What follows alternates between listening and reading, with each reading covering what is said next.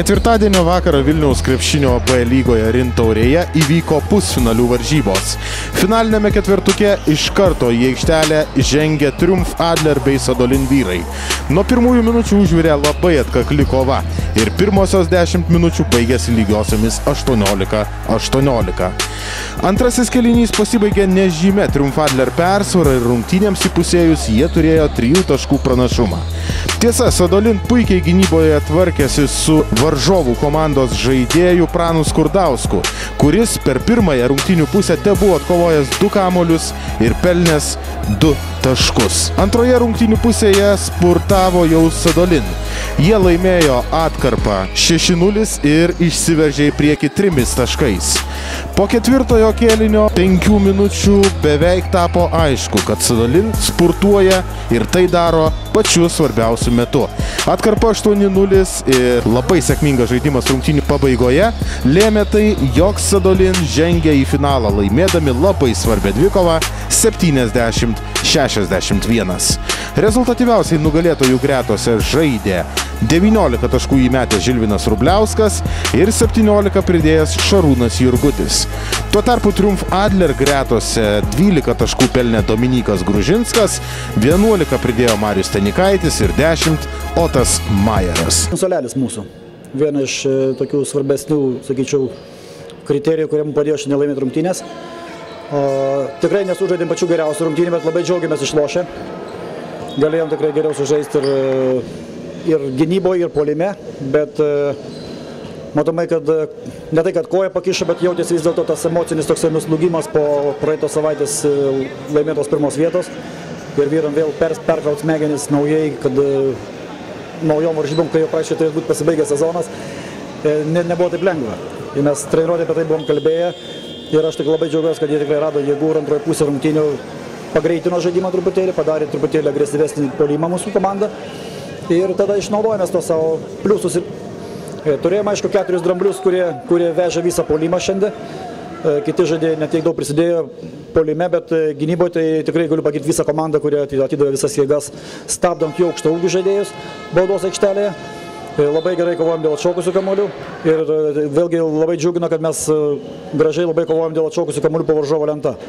24 atkovoti kamuoliai tai tikrai rodo komandos nusiteikimą žūtbūtiniam rungtynėm ir norą tas rungtynes laimėti. Kas bus finale, mes apie tai net negalvojam visiškai, praktiškai nėra skirtumo, norint laimėti ir tapti čempionas, reikia aplošti visas komandas, kurios ateina į kitą aikštelės pusę. Ir manau, kad mes pasiruošime tom rungtynėm, nes nemanau, kad ir antrasis pusfinalis bus kažkam tai labai lengvas, bus irgi įtempta kova, manau, ir komandos bus ir pavargę rytoj ir aišku, atžais 2 dienas labai gerai. Tai nėra lengva ir manau, kad tas žaidimas rytoj netgi nelabai gali būti gražus. Gali būti klampus, gali būti daug baudų ir panašiai kažkaip, aš taip įsivaizduoju, kad kai komandos nėra profesionalios, pusiau profesionalai, tai nėra to fizinio pasirengimo tokio gero. Ir manau, kad būtent šitas vienas iš tokių kriterijų bus lemiantis rytdienos finalinės rungtynės. Tiems, kurie tikėjosi, jog antrasis pusfinalis bus netoks įdomus, teko nusivilti, nes rungtynių favorite laikyta Tegra ėmė ir netikėtai pralaimėjo Čiančios apsaugos spektro vyrams. Rungtynės Tegra pradėjo labai sėkmingai ir po pirmųjų 10 minučių pirmavo 22-14. Tačiau tuomet komanda tarsi sustojo. Vis labiau įsibėgėjantis Čiančios kolektyvas, kurį į priekį vedė Deimantas Pavlovskis, spurtavo antrajame kėlinyje ir dvikovą įpusėjus jau turėjo 2 taškų pranašumą.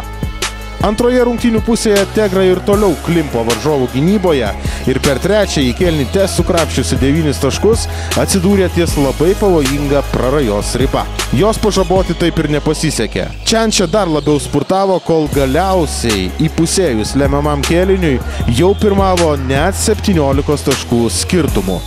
Rungtynių pabaiga tebuvo formalumas ir Tegra, bandžiusi gelbėtis tolimais tritaškiais metimais, buvo priversta kapituliuoti.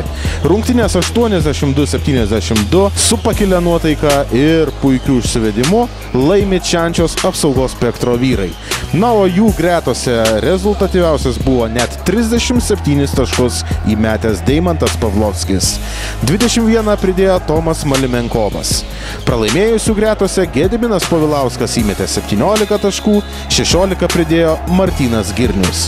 Taigi į didįjį finalą keliauja Sadolin ir Čiančio apsaugos spektras, tuo tarpu Tegros antroji komanda ir Triumph Adler susitiks mažajame lygos finale. Pradėjom tikrai gerai užtikrintai, kažkaip ir sirgaliai jų nešėlo pradžiai, tai ramiai vykdėm žaidimo planą, bet po to prasidėjo pas mus keitimai, įsižaidė pačios Pavlovskis ir po to negalėjom tiesiog jo sustabdyti, nors ir trečiam kėlinyje atkirtom nuo kamuolio visą kėlinį, bet po to pradėjo rinkti jisai provokuoti pražangas, baudas visas beveik praktiškai pataikė šiandien ir kažkaip pametėm žaidimo ritmas ir galiai pradėjo šelti, ir nepataikėm iš tikrųjų trečiam kėlinyje, aš nežinau, kiek laisvų tritaškių ir sumetėm gal 9 ar 7 taškus per visą kėlinį. Tai galbūt tie daugiau užsidegimo, mes norėjom ramiai su galva žaisti, bet per daug ramiai žaidėm ir po to jau jų nebepagavom iš tikrųjų. Tai va, bet komanda tikrai buvo įkandama ir sėkmėsiam finale tiesiog iš tikrųjų šiandien buvo stipresni.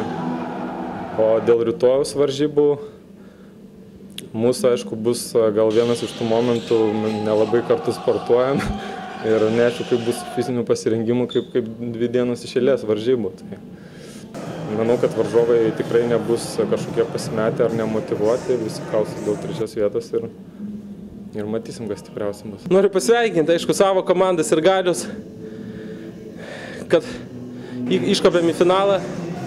Tikrai buvom laikytini favoritai ir iš tikrųjų visą sezoną banguotai žaidėm, bet tai, nežinau, mes pateisinom tą, ką akcentavo apžvalga VKL, kad per finalinius ketvirtus iš tikrųjų užsidegė, sirgalių palaikymas būna didelis ir tikrai sužaidėm labai gerai. Tiek maži žaidėjai, Pavlovskis, berods 37 taškus įmetė, Malinkovas 21, tai praktiškai du gynėjai, pusė komandos taškų daugiau nepelnė. Smagu. Gynyba gera buvo. Per pirmą kėlinį praleidom 22 taškus, akcentavau, kad tik su gynyba laimėsime. Per kitus 3-50 tik tai. Tas, manau, ir į pergalę atvedė. Gera gynyba. Bus sunku žaisti, mes, nežinau, ir galvojom, žiūrėjom varžybas prieš tai su Dalino ir Adlerio ir sprendėm, su kuriais geriau, bet tai, kai sakom, žinai, čia nuspręsiu su vienais, tai gal nesuloši.